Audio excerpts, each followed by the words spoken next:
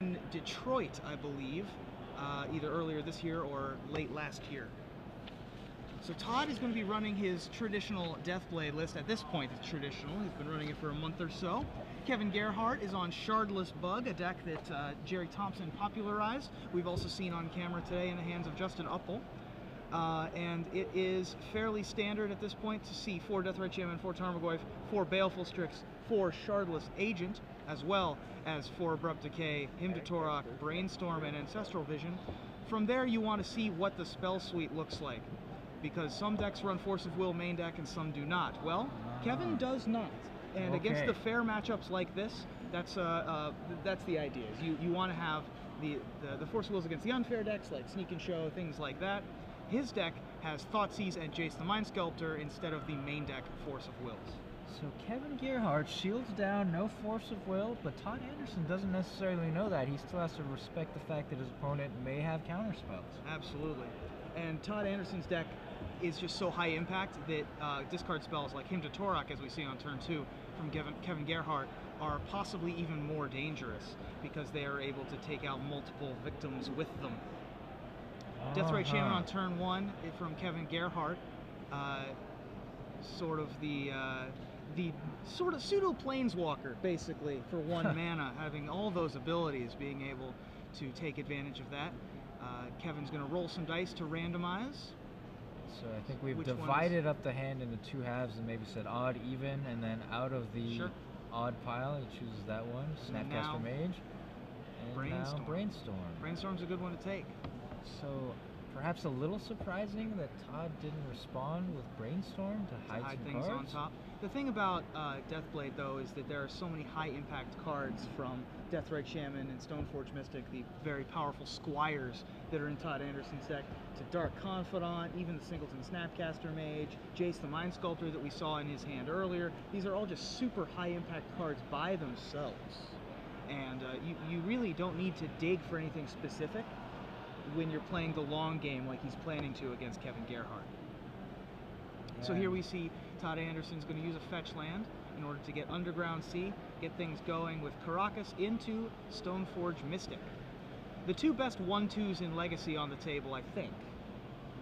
Although Goblin Piledriver might have a word with us sometime in the near future if Goblins picks back up, like it looks like it might be. We have a couple of Goblins players in the room doing very well today.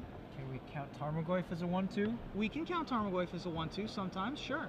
So Thoughtseize from Kevin Gerhart after the Batter Skull makes its way into Todd Anderson's grip. It's going to see a Jace the Mind Sculptor, a Detention Sphere, 2 lands, and the new Phyrexia Living Weapon. That's a Singleton Detention Sphere in Todd's main deck. Todd was talking about trying to get up to the requisite amount of cards for Force of Will. A Detention Sphere, just a strict upgrade to Oblivion Ring at that point, being able to take out not just Lingering Souls tokens and multiple Ether Vials, things like that.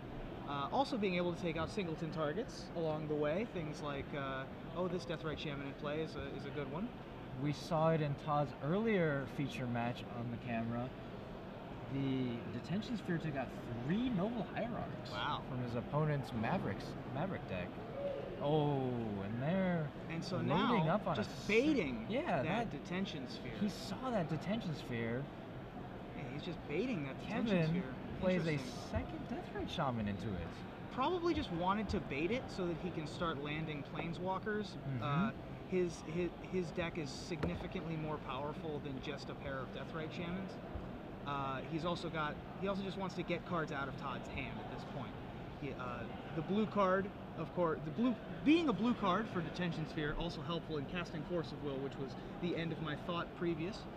Todd Anderson has no more spells, except for the top deck. It appears to be an Umezawa's Jitte, which if you're going to top deck a spell with your 4th I'll take it. Umezawa's Jitte, you could do a lot worse. Umezawa's Jitte is a card from Betrayers of Kamigawa, legendary artifact, one of the most ubiquitous cards in Legacy. It's been one of the most ubiquitous cards in every format that it's been in. There's Umezawa's Jitte. Equipped onto the Stoneforge Mystic there, as you can see, it has a trigger that when it hits an opponent, it gains charge counters, and then you can cash those charge counters in for one of 3 abilities. Either you can make the creature bigger, you can target a creature and give it -1/-1 until end of turn, or you can gain 2 life. And that's not just when it deals damage to a player. That's when it deals damage to a creature, player, planeswalker. If it deals combat damage at all. Okay, so Kevin here has Abrupt Decay. I have to assume he's targeting the GTA. I would think so. And although there are 3 legal targets on the board. He's been stuck at 2 lands, so is it possible he's targeted the Detention Sphere here to free up his 2? No, he's targeted the GTA. Yeah. But stuck on 2 lands. Only the Stoneforge Mystic now remains on the board. Yep. Gonna peck away. Kevin's already down to 9. Those 2 Thoughtseizes. Oh, a second Abrupt Decay. So that's going to be able to take out the Detention Spheres and return the Deathrite Shamans. With a full 4 Abrupt Decays in his main deck, Kevin Gerhart not terribly afraid of that Detention Sphere. So spells, removal spells flying fast and furious. Todd Anderson had his Swords to Plowshares for one of the 2 Deathrite Shamans. And now Kevin's going to dig with a Brainstorm.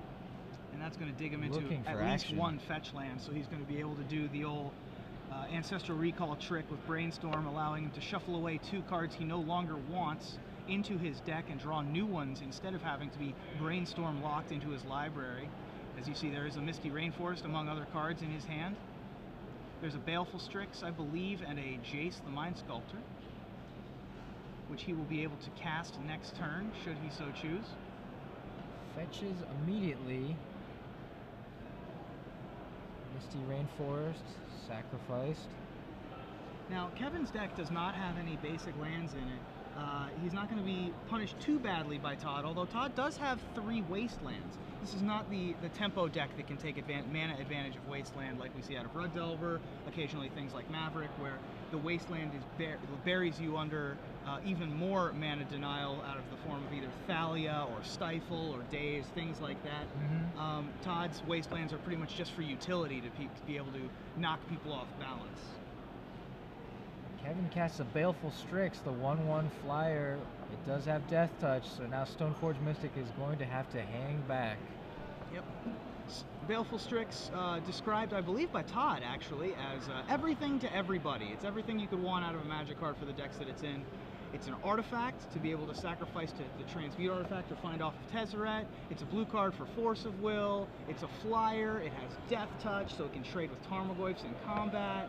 You can use it in Shardless Bug, you can use it in the Tezzeret deck. I've even seen it in decks like Alurin combo. It's a very powerful Magic card, even though it's only a 1 or 2 mana 1/1. I'm a little surprised to see Todd go for the trade there. Why did he want to get that Baleful Strix off the board? Is he worried about his future Planeswalkers, perhaps? You know, and the flyer could threaten them in the sky? I don't know. I think that he would rather trade his Stoneforge Mystic than with pretty much anything else. At that point, the Stoneforge Mystic was just a 1/2. It's much better to try and get Kevin to trade with that than a Vendilion Click or a Deathrite or a Dark Confidant or a Deathrite Shaman. Yeah. So he's much happier trading for that. Jace the Mind Sculptor, meanwhile, on Kevin's side of the board. And that's an ironic Abrupt Decay off the top for Todd. Very unfortunate that Jace the Mind Sculptor costs 4 in this circumstances for Todd. One of the rare times you'd rather Jace cost 3. But alas, it is not. It does cost 4, and Jace will continue to stay on the board. The +2 ability. Brainstorming. Yep, using the 0 ability on Jace the Mind Sculptor. And Shardless Agent comboing with that to be able to play Ancestral Vision for free. To that. Yep, that's going to be a 2/2 with 3 free cards. Todd sees the writing on the wall, and we're going to head to game 2. That's one of the big plays that this deck can make. It can brainstorm either with the spell Brainstorm or with Jace the Mind Sculptor, put back in Ancestral Visions, and then cascade into it with Shardless Agent. And even for value, put the extra land there to put it back on the bottom Absolutely. of his library. Todd saw the writing on the wall.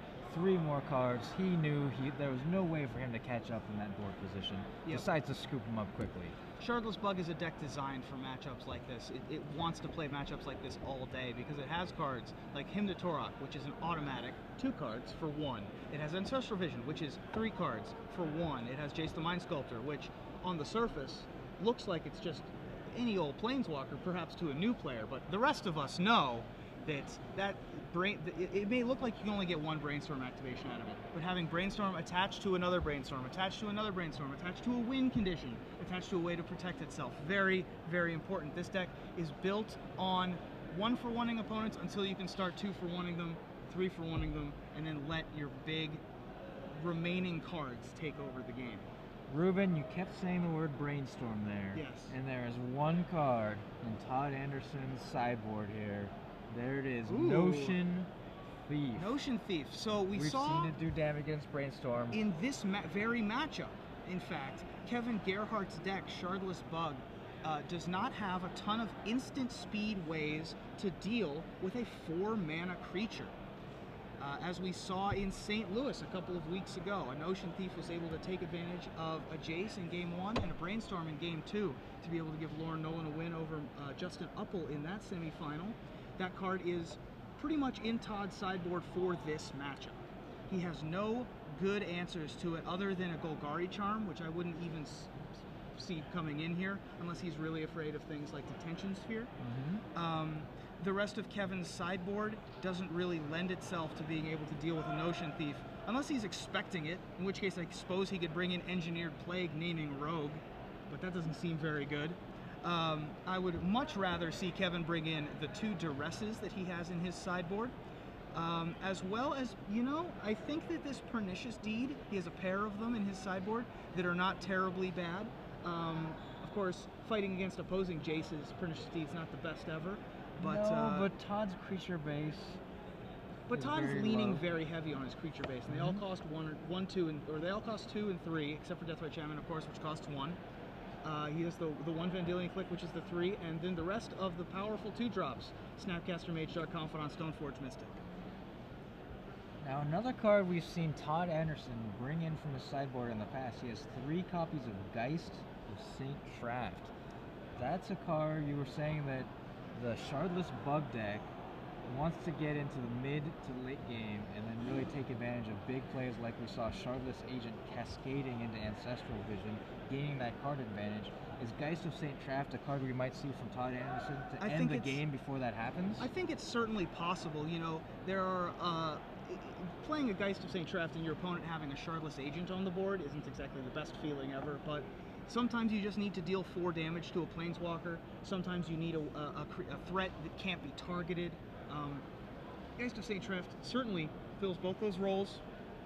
Also, if he can sort of take an aggro role in one of these games, he can play an early Geist even as early as turn 2 with Deathrite Shaman, and then use his removal to pick off blockers that Kevin would present.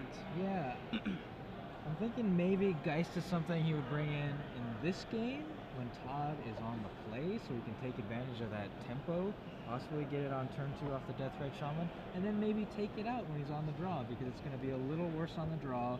Cards like Baleful Strix and Shardless Agent can gum up the board, and you can't really get in there as quickly. Todd is also going to bring in some more discard spells. He's got 2 Thoughtseize. And it's also possible that he can bring in Meddling Mage. Meddling Mage is a powerful option in this deck because it stops the Ancestral Vision from going off, which is pretty much the card that buries you. Sure, and it also stops the Shardless Agent. Shardless Agent's Cascade triggers when you cast a spell, but if you Meddling Mage naming Shardless Agent, you can't even attempt to cast a spell, so no Cascade. Yep, absolutely. Another interesting note is if Kevin suspends an Ancestral Vision, and Todd has a Meddling Mage, and it comes off of Suspend, it cannot be cast, so it just stays removed from the game forever. We'll see if that comes up. We don't know if he brought in Meddling Mages or not. It's certainly a possibility, but not a certainty, as we have this game underway with Deathrite Shaman for turn 1 from Todd Anderson. He's fetching now. I think this is the Geist. I think this is the turn 2 Geist of St. Traft. Yep, there's a Geist in his deck. I think that you're completely right. There it is, hiding behind an Underground Sea there. So it makes the white mana. with the Deathrite Shaman, exiling his Pluto Delta, and there you go. Turn 2, Geist of St. Traft. That is a lot of potential damage. What is Kevin Gerhart going to do here? Kevin sees that this game's going to be a tough tough one. one. Chuckle. Yeah, he thought that this game was going to go a little bit slower with things like Stoneforge Mystic giving him a little bit more time to set up. Whoops, maybe I didn't keep the right hand to deal with a Geist of St. Traft. Certainly not. And also, it's Kevin Gerhart does not have Liliana of the Veil in his list. An answer that these bug decks often do have. His best answer to a Geist of St. Traft is Baleful Strix. That's not a great answer. It's not a great answer. You take 4 and you trade. Okay, so your Strix cantrip. He does not have the turn 2 Strix.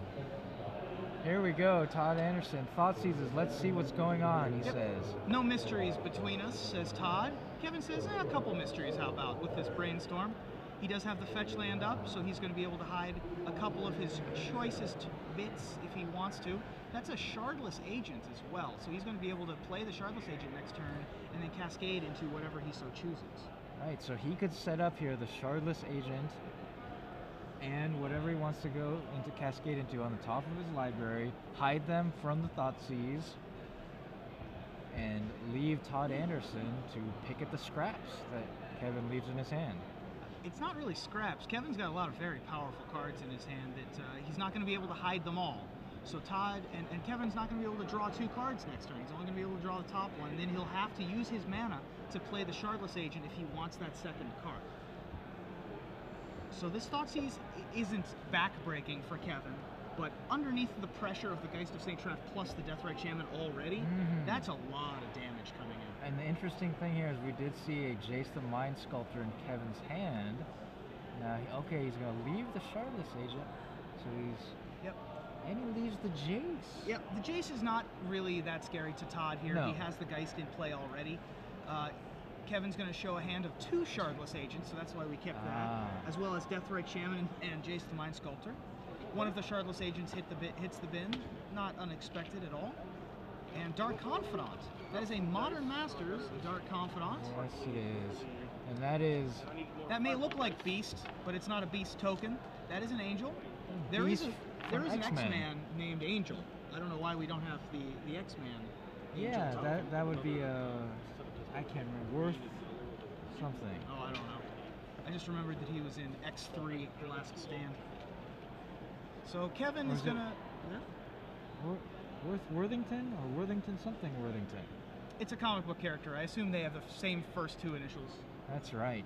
So Kevin's gonna go get Underground Sea as his second land. I believe he has a green source in his hand for Shardless Agent. This is going to probably try to cascade into Abrupt Decay to be able to deal with Deathrite Shaman.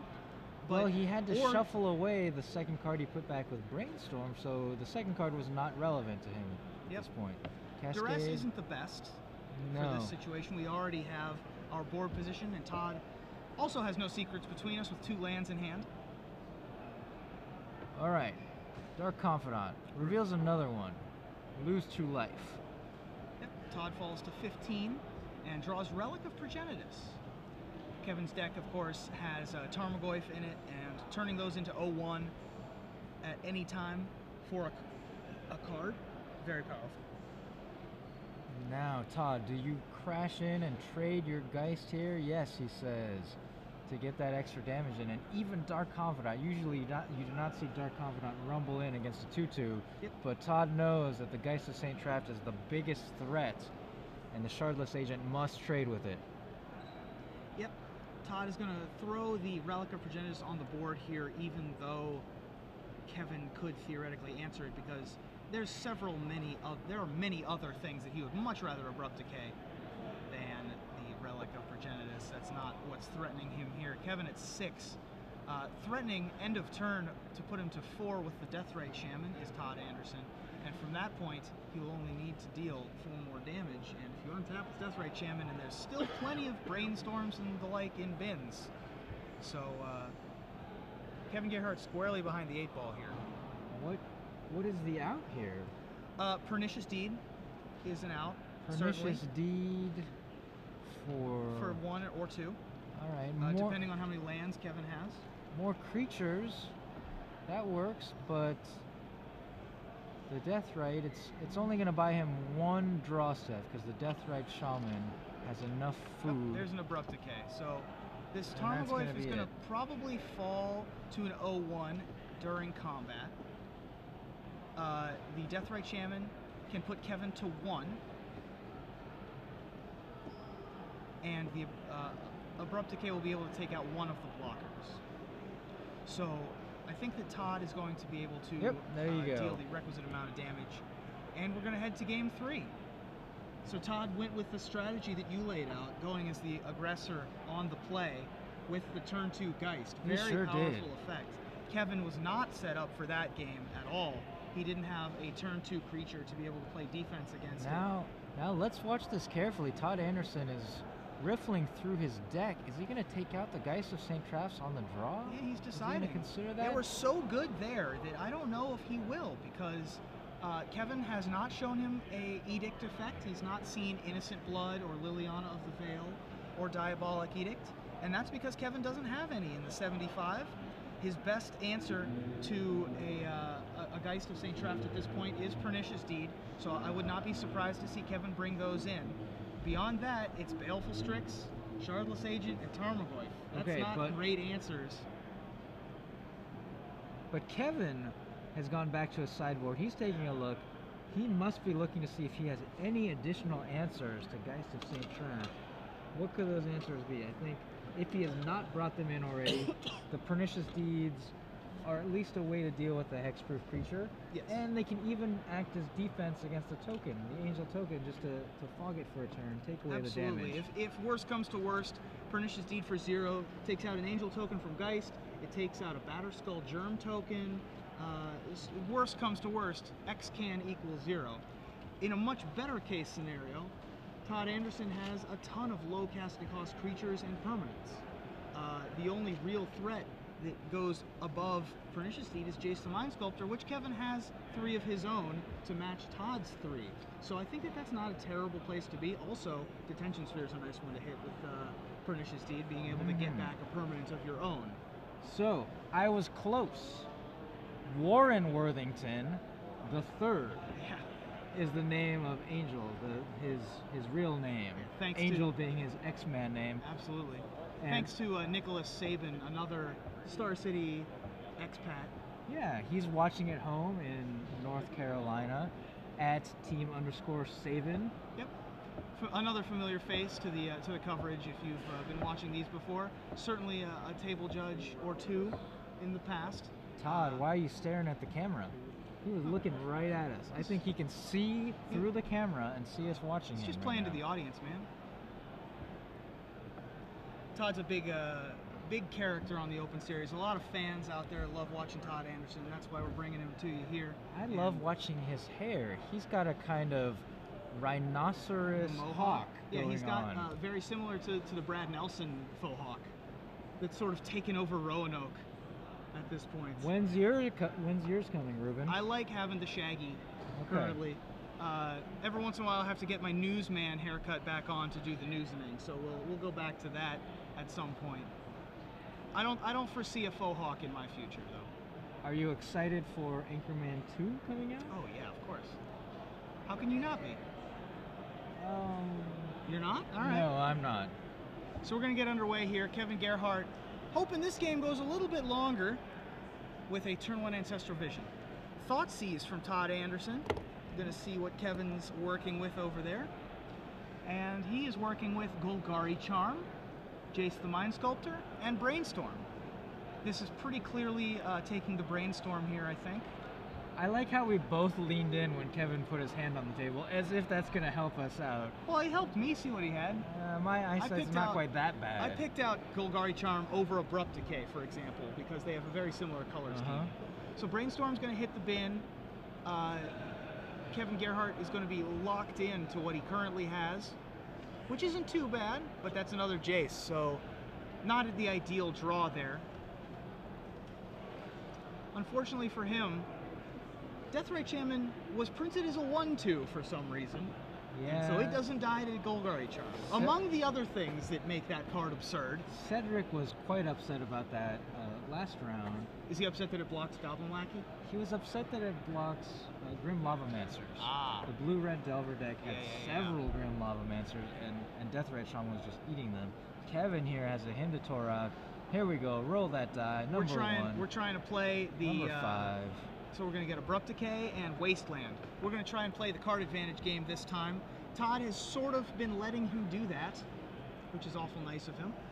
Well, he's stuck without white mana and 2 Stoneforge Mystics in his hand. He's found a Karakas. So he's going to have white mana to be able to play a Stoneforge Mystic this turn. He only wants 1, of course. And there is Notion Thief.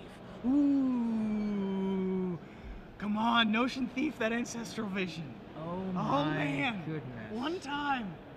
Oh my goodness. This is the best part about Notion Thief, is because we can see it watching the match, and you guys can watch it along with us, and you can watch him try and set up a scenario where the Notion Thief can take over. He's got the 4th land. He's going to play a land drop this turn for his 3rd land. Ancestral's going to tick down to 1. Todd's going to play his 4th land, and he can play the Notion Thief. And Kevin has no defense against this, right? Other than a discard spell. He may have brought in Force of Wills from his sideboard. I would highly doubt that he would bring in Force of Will here. But it's a possibility. He needs to have something. Like you said, the only other possibility. Oh, he's got the Golgari Charm. So the Golgari Charm's going to knock off the 3/1. Okay. Does Todd have any way of setting this up? I don't think so. I think that Ancestral Vision resolves too quickly.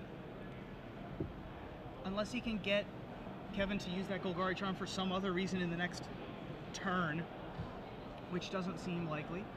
No, it does not seem likely. I think that Todd is pretty much resigned to letting this Ancestral Vision happen, although he'll probably just play the Notion Thief and see what happens.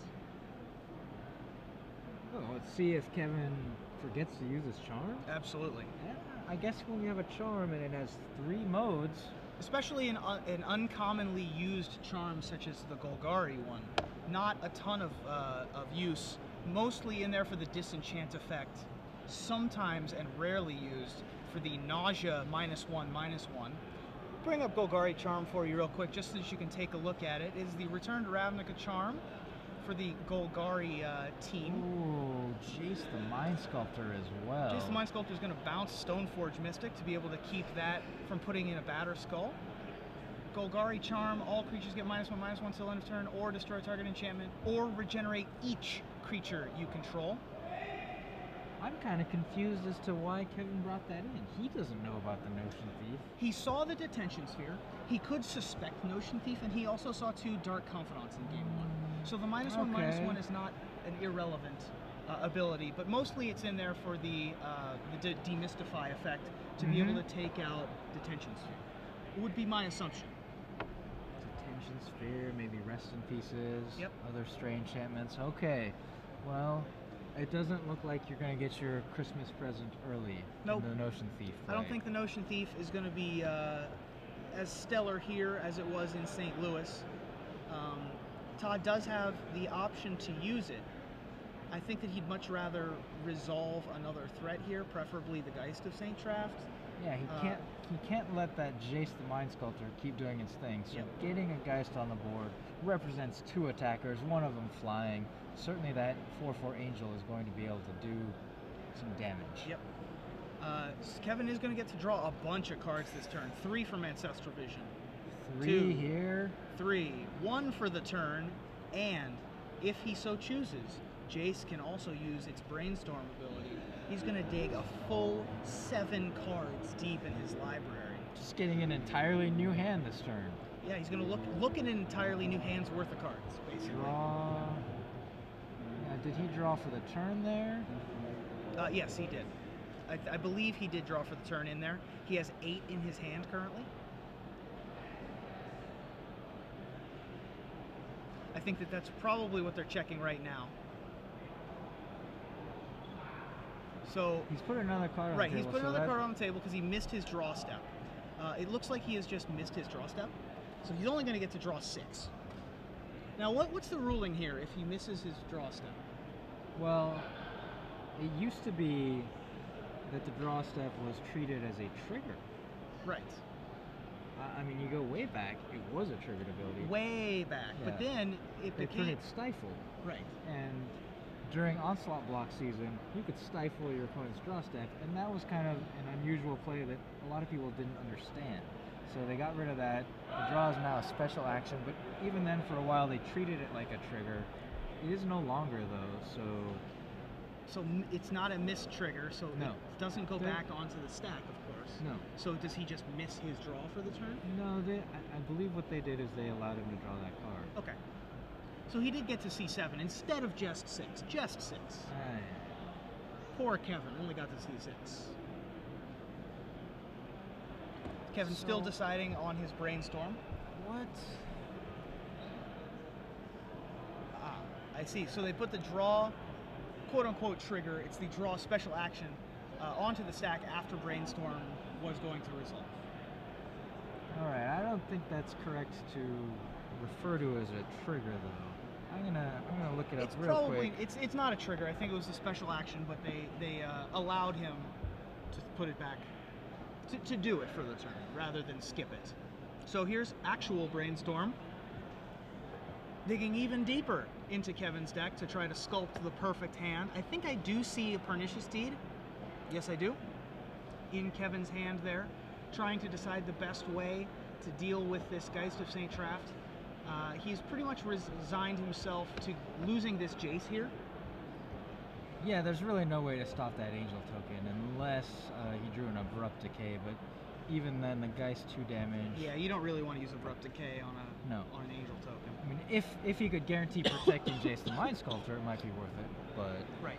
Okay, so they moved the draw for the turn out of the trigger remedies because it's been so long, no one even remembers that it used to be a trigger. Sure. It is now in the game rule violation remedies, and if a player forgot the turn-based action of drawing a card, that player draws a card. It's one of the partial fixes that is allowed for game rule violations that you don't have to back. And of course they didn't. So Kevin is going to tap out for Pernicious Deed. Pernicious Deed is a card you guys at home might not be used to, but I certainly am. That card led me to my biggest finish ever in the Junior Super Series. Pernicious Deed is a rare from Apocalypse. There it is on your left. And a beautiful card. It's a gorgeous card. One of the inspirations of Gaze of Granite from Dragon's Maze. This is an enchantment for a colorless, a black and a green. Has an activated ability of pay X mana and sacrifice it, destroy each artifact, creature, and enchantment with converted mana cost X or less. So we mentioned that this card was a possibility and that it could potentially deal with Geist of St. Traft or the Angel. Unfortunately for Kevin, his Jace the Mind Sculptor was at 2 counters, so even blowing the Deed for 0 would have killed the Angel, but Geist would still deal with the Jace the Mind Sculptor, so he elects to do nothing. He wants to untap, blow the Pernicious Deed for 3, and get rid of that Geist of St. Traft, which is so hard to deal with. Much more interested in doing that, although Todd has Caracas on the board to be able to rescue his own Geist of St. Traft. Well, this is a difficult situation for Caracas Kevin. is a land from Legends, I believe. Very old card. But Kevin just drew a Wasteland. Well, I guess it's not really that relevant. So, in response to Wasteland, Todd returns the Geist to his hand. Kevin chooses not to blow the D at that time. Yep. And Todd's going to keep that Geist until Kevin has to use it to blow up the Batterskull, I think. Although Kevin has Hymn to Torok in hand, which is what's going to happen. Possibly going to be able to take out the Geist no matter where it hides. Gonna try to hit that Geist. There's gonna the try one. to hit the Batterskull. All right, a little drama here. Geist the and Geist. Batterskull. He got Wow. both of them. Big deal. He got both of those cards that he knew about that were in Todd's hand. You know what he didn't big get? Haymakers. Let's talk about what he didn't get. He didn't get. He didn't get Notion Thief. Notion So Thief. Todd still has Notion Thief. He resolves Jace the Mind Sculptor. And Jace is going to be able to get Todd a brand new set of cards. And a fetch land. Yep. Gets rid of the second copy of Jace there, which As he's well not as the gonna Swords need. to Plowshares. Getting a larger 6-sided die with 3 counters. Jace's Brainstorm ability for 0. Todd is playing this game very patiently because Kevin has allowed it. Kevin has not played any clock whatsoever. He hasn't played a Shardless Agent, he hasn't played a Deathrite Shaman, he hasn't played a Tarmogoyf. I think think it's coming now. Oh, okay. So Jace. Jace will legend rule, or planeswalker rule, as it were. So the second Jace the Todd left will That's a good top deck, yeah. is what that is. And we find Abrupt Decay, Swords to Plowshares, and Deathrite Shaman with a land in hand. Brad Nelson birding behind Todd. He's enjoying. He sees that Notion Thief. He's waiting. He's hoping he will see that happen. Brad does not know that Golgari Charm is lurking on the other side, and of course, that Pernicious Deed is also defending against potential Notion Thief shenanigans. Yeah, that Pernicious Deed is a bit of a problem for Todd trying to end this game, but he does have a resolve Jace on the board, and Kevin answered the first one with a Jace of his own, but Todd was able to find one on the top of his library. Right, Todd has gotten 2 Brainstorms out of his 2 Jaces. And what do they say? If you get 3 Brainstorms out of Jace, you're going to win the game? Well, usually, even if you get only 2. If you untap with Jace, it's very difficult to lose. But if you untap with it 2, 3 times, well, boy, it's rough. It's going to get interesting here in a month with the M14 rule changes in Legacy to see dueling Jaces instead of killing each other, both of them with the ability to go to town. Yep. And so, Shardless Agent into Tarmogoyf, putting a land on the bottom with the Brainstorm to set that up, is going to be Kevin's play. Todd's line here is most likely to keep the Jace on the board and use that as his main win condition. I think that trying to use creatures at this point could be a problem for Todd. Not just because of the Pernicious Deed, but also the Tarmogoyf is just so much bigger than everything else. We have Planeswalker, land, creature, sorcery, I believe is Hymn to Torok, and instant are all in the graveyards, making the Tarmogoyf a 6/7, as you can see on our patent pending Tarmogoyf die there at the top of the screen. What is the largest Tarmogoyf you've ever seen, Ruben? I have seen a full-size Tarmogoyf. I've seen an 8/9. 8/9 Tarmogoyf. The Tarmo die, I'm being told, is what that's called. So Abrupt Decay takes out Tarmogoyf, Swords to Plowshares takes out Shardless Agent, and Deathrite Shaman joins the party as well. And just like that, Todd Anderson has flipped the script. Instead of Kevin having 2 creatures and Todd only having 1, Todd's got the 2 creatures and Kevin's got none. So we mentioned that Gaze of Granite, a card many of you are probably familiar with, is kind of a tribute to Pernicious Deed, and you may be wondering why Kevin has not blown that deed to deal with the Planeswalker, Jace the Mind Sculptor. That's because these older cards were not templated with Planeswalkers in mind. Absolutely, so while Gaze of Granite says destroy each non-land permanent with converted mana cost X or less, Pernicious Deed is destroy each artifact, creature, and enchantment. It does not mention Planeswalkers. Yep. But we're going to use it to take care of the pair of 1/2s, and then play a 1/2 of our own, I believe. Oh, Thoughtseize. Oh, rats, we got that Notion Thief. No. Well, it was fun while it lasted. Notion Thief was rarely going to be a huge player. We were so close. We were a Golgari Charm away. I think that Kevin still has that Golgari Charm in hand. It did not get brainstormed away. Yeah. So that Notion Thief wasn't the bee's knees that it could have been. Uh-huh. We're going to get a scrub land. So now, Todd Anderson, Jace the Mind Sculptor on the field. 3 loyalty counters on it, facing off against a Shardless Agent and a Deathrite Shaman. Well, no, the Shardless Agent is exile. That is above his library. Facing off against just the Deathrite Shaman, but far more cards in Kevin Gerhart's hand. Yeah, he still likes to brainstorm. He still has some time left with Todd the Jace. Has 3 lands on top of his library and the one in hand. Fortunately for him, one of them is creeping Tar Pit, so he'll be able to start putting a clock on Kevin, or so he thinks, considering the fact that Kevin has Abrupt Decay in hand. And an active Deathrite Shaman. I don't know if you can really clock against a Deathrite Shaman. Yep. The ability to gain the life throws math off. Kevin has another Jace the Mind Sculptor. He's cast 2 Jaces, but he has not gotten to activate any because he's only used them to get rid of Todd's. Yep. So Creeping Tar Pit is the plan now for for Todd Anderson. Okay, take Todd's 3. going to hit for 3 and then play a fetch land. He knows that the next card on top of his library is also a fetch land, so I would be shocked if Todd didn't activate here. Kevin, meanwhile, end of turn, going to get a land of his own and activate the Deathrite Shaman. Gain some life. Probably gaining some life here, removing the Geist of St. Traft. No real way for Todd to get that back, but just to be safe, that's the first one you want to get rid of. No reason not to. It's good practice. And just now, in case Todd is running something spicy like the card Unearth. Oh my. Yeah. Which was used in Legacy for a while when Snapcaster Mage was first printed. I recall that. Kevin like, top decks a land of his own here, still has the Abrupt Decay in hand. What's better than extra value from Snapcaster Mage? Extra value. That's it's right. like a supersized meal. Yep, so you could top deck Unearth, get back your Snapcaster Mage, target the Unearth, get back your Tarmogoyf. It was a wild 2 weeks where that card was played.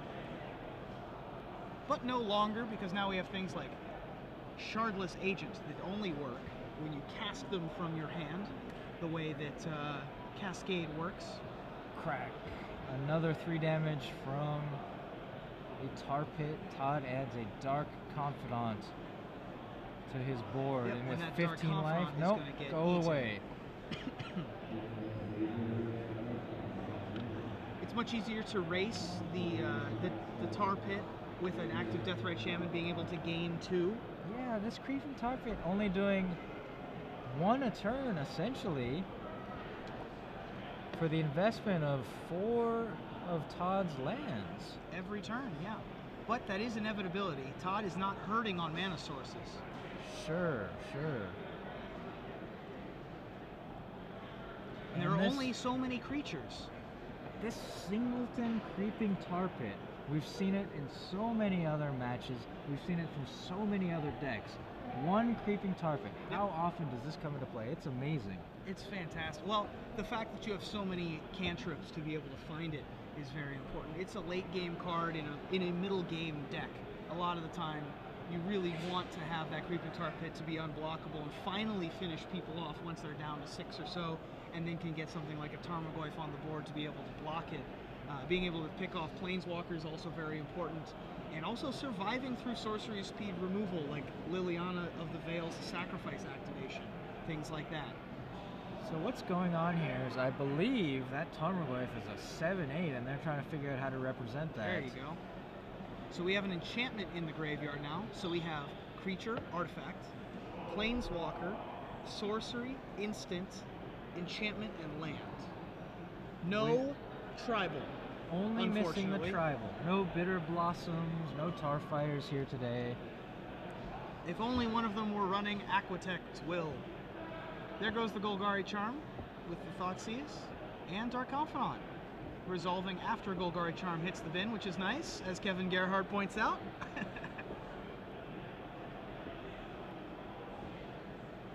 But Tarmogoyf... Tarmogoyf's a monster. Tarmogoyf is an absolute house right now. There you go. Whoa! There's the 7/8 for you. Right on top of the Tarmogoyf there. Technology from our director, Jesse Snyder, over there. That's well done. So he's going to take 0 from the first Deathrite, or from the first Dark Confidant trigger that he is going to get this game. Creeping Tar Pit and Deathrite Shaman going to swing into the red zone. So by attacking with the Dark Confidant here, Todd Anderson is forcing Kevin to do something. He's going to elect to gain the life before damage is dealt. And go down to 2, yeah. Todd was giving Kevin the choice to chump block if he so chose, or to trade, as a matter of fact, not to chump block. And another Deathrite Shaman. That is going to be purely on chump blocking duty against the Tarmogoyf. 7/8 lethal damage. Kevin, if he had a removal spell for the Deathrite Shaman, could swing for the win. Clearly he doesn't. Nope, top decked a Hymn to Torok on his turn. Now it gets even more tense. He attacks with the Tarmogoyf. Chump block. On his turn, Todd is going to flip for Dark Confidant. We'll see how much life he loses there. Yep. And then he's going to elect to do the full-out swing again. And this time, Kevin is going to have to put his Deathrite Shaman in harm's way. And critically, Todd draws another chump blocker for Tarmogoyf. And it's a cheap one, too. Going down only to 5. Well, at this point, any hit from the Tarmogoyf is lethal. By drawing a creature, Todd can swing with the Dark Confidant as well here. And that would force Kevin to chump block, or trade, excuse me. So he's going to trade, but before that, he's going to gain 2 more life, going up to 4. And there is Deathrite Shaman. Chump blocker. So, Kevin's deck has Kevin many ways if Kevin to deal. doesn't have a creature, he can't even attack with the Tarmogoyf. Nope. Ancestral Vision, not that's not going to do it. And Kevin Gerhart's going to fall here in a very close match with Todd Anderson. Very exciting back and forth match. And there's Jerry Thompson giving him a pat on the back. Mark's son in the background as well. Oh boy, Todd Anderson goes to 5-1, keeping his hopes and dreams alive.